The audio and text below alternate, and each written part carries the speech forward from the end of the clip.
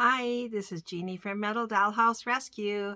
We're going to do something today that some of you have been asking me about. I know you've been interested in it. Is we're going to do some paint touch-up on my Wolverine house. Now, you might remember my new philosophy that the house that's on my work table is my favorite. And today it is a Wolverine. So let me show you my supplies and then I'll show you how we're going to paint this. Let me show you what I've got lined up here. First of all, some bright white paint, yellow, brown, red, some blue, some buttermilk white, which is a kind of a pale yellow, and green. I also have a cup of water to rinse my brush in. I've got a paper towel. I've got a brush, a paint brush. I like to have one that's about 1/4 inch on the brush part, so not real big and not real teeny. I've also got a couple of little pieces of sandpaper. This is 180 grit, so it's kind of fine. The higher the number on your grit, the finer it is. So I've got I've got a bigger piece and a little piece. And I've also got a styrofoam plate that I'm going to use as a palette. Now, when you use a palette, you use that to mix your paint on, and so that's what we're going to be doing here in just 1 minute. One more thing I have here is my bottle of rubbing alcohol. As you recall, I like to use this when I'm cleaning. If I'm not doing there's not a lot of dirt to be removed, but you want to remove some dust, I love to use rubbing alcohol. It won't get back in the little cracks in your house and cause rust later because it evaporates so quickly. So as a reminder, this is what we're going to do on this house. I cleaned it, and I think you might have seen the video, or maybe not. And I ended up, the house came out really nice. It's got a little bit of rust here on the edge, which I think I will touch up. A few little spots there, a few little there.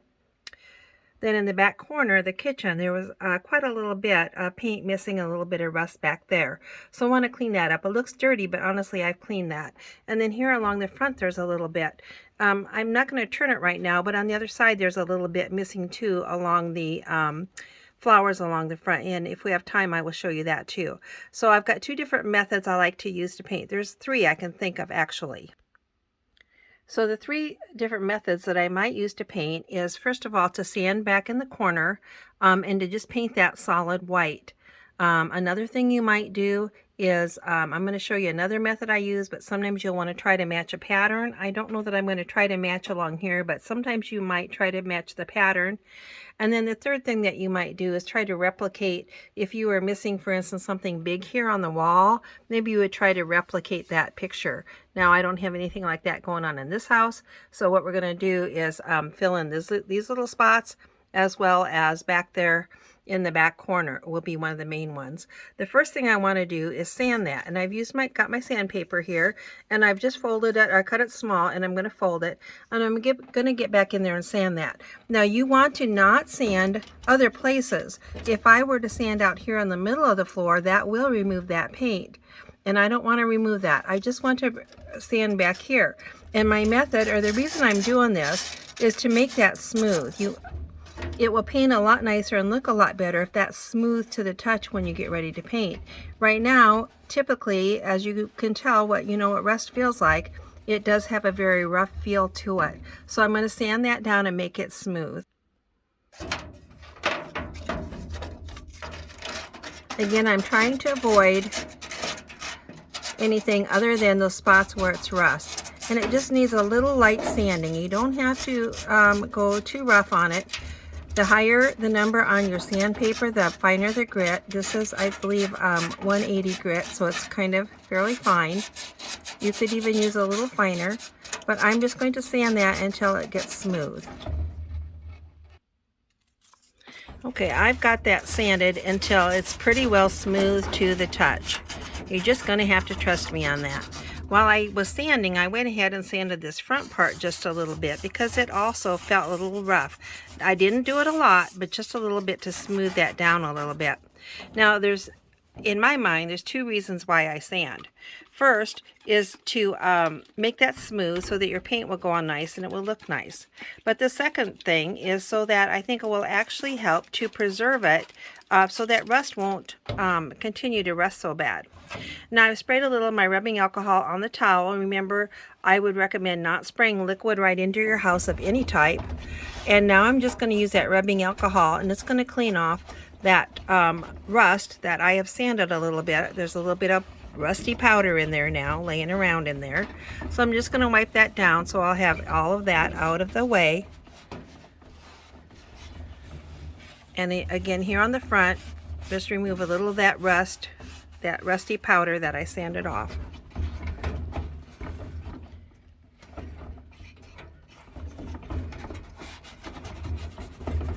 Okay, that feels a lot better and looks a lot better. All right, I've actually started to prepare my palette. And I did this, I put a little dab of white on there. This is bright white. This is that buttermilk or buttercream, which is a very pale yellow, a little bit of an off-white. And I also have a little dab of brown in here in case I need to darken that up a little bit. Your dollhouses, you know, the color has faded some and yellowed some, so you probably don't want bright white. It probably won't match. I'm just going to put a little bright white here on the front, and we'll just see how it looks. Yeah, a little too bright. I also think I have a little bit of brown on my towel, or on my brush. So let's try, I want somewhere between. This was a little too yellow. I already tried it out too. It's just a teensy bit too yellow. You can see it there on top of the white. It's a little too yellow. So I think I want to cross between those. So don't be afraid to just take a little dab and put it to the side, make the color you want. Of course, it doesn't take a lot of paint. This paint I'm using is just craft paint like you might get at Walmart or anywhere that you buy crafts. It's just that acrylic paint. And that's a little bit off-white. Now let's see how it looks over here. Doesn't look too bad. Now it will dry a little bit darker than what it looks like when you put it on. And the other thing is, the further back in your house it is, probably the less likely you're concerned about an exact match. Because this is going to be back in the corner, and I can tell you whatever I do back there is going to make that look better. Because it does look pretty gruesome. Although I can tell you it's not dirty. It looks like it is, but it's not. Now it takes a couple of coats to actually cover that rust up. So don't be afraid to add a couple of coats of paint and make it thin. And you can always color correct as you go. Each layer that you put on, you can make the color just a little bit closer to what you want. Now this lump right here is actually the screw that holds the house together. But because it looks dirty and yucky, I am going to paint him white also. That's okay to do. And like I said, it's in the back of the house, so it's really not going to, nobody's going to look at it and say, oh, look, she painted that screw. They're going to look in there and say, boy, that house is not in bad condition at all. This is another screw. So although it looks dirty, it's actually just a fastener that holds that in there. So we're going to make him look a little better. Do a little bit more here on the front. I'm mixing up a little more of that glue, or that little more of that paint, and I did that little bit of that butter cream and some of the white together till I get it a little more, just a little bit of an off-white. I don't want it too dark and I don't want it too light.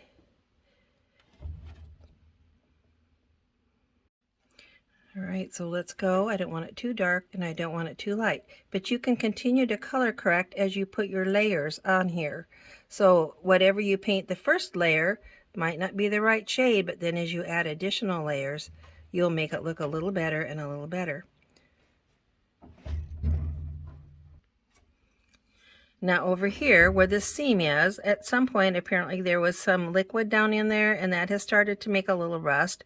Well, it looks dirty, it looks grubby. I don't like that. We're going to touch that up with white paint all the way along there and just fill that crack in to make that look a little better. This is your time as you look at your house if you see anything else that doesn't look right, that looks like it'd benefit from a little paint. This is your time to get that fixed up. So I always inspect my houses as I paint them so that they'll look as best as possible when I get done. Okay, I'm going to continue to fill this in just a little bit. This corner that's got quite a little bit of dark rust.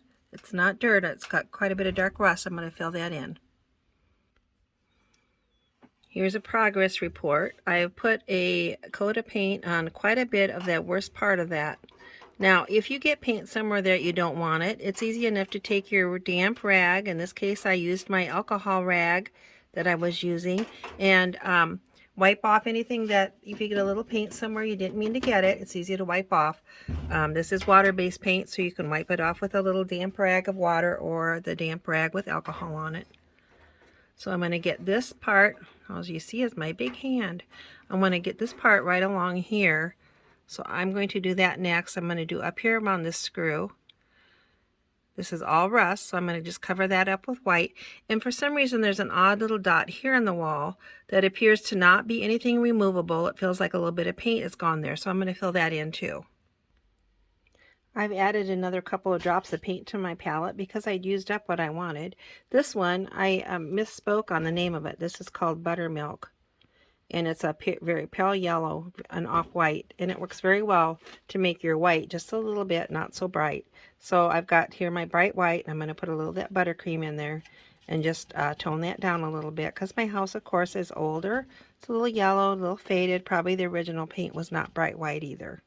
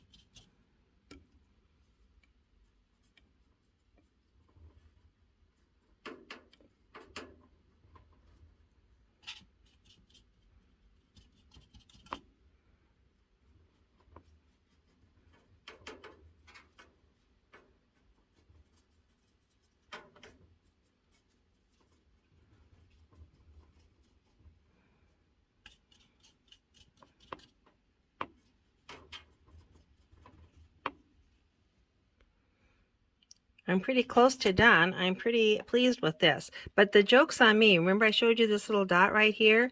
That is actually a hole in the side of the house, and I'm not sure what that's for, but it won't get painted because it's a little bitty hole actually in the side of the house. If I put my hand back there, you can see I've got that hole covered up.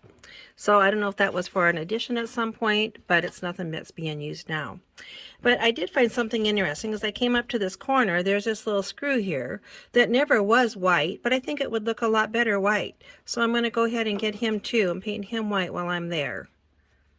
Might as well. Okay, I am pretty pleased with what this looks like at this point. I'm not sure how it looks on camera, but I can tell you in real life it looks really good. Just about, you know, like new. And here you can see I went ahead and painted this screw white. All right, let's put a little paint on this front edge and see how that goes. Remember, I did a little bit of sanding there just to make it a little bit smooth. Then I wiped it off with alcohol so there'd be no rust powder left. I've got my color, a pretty good color mix. If you end up getting your paint on there and you don't like the shade, don't worry about it. Just put another thin coat over the top. Now when I say thin coat, it's easy to thin your paint by just adding a drop of water. Here I'm putting it over in my cup. I can put a drop of water right there on the plate if I want, and use that to thin my paint out a little bit if I need to. Sometimes you just need a very thin coat of this paint, and that's what I'm using right now, just a very thin coat.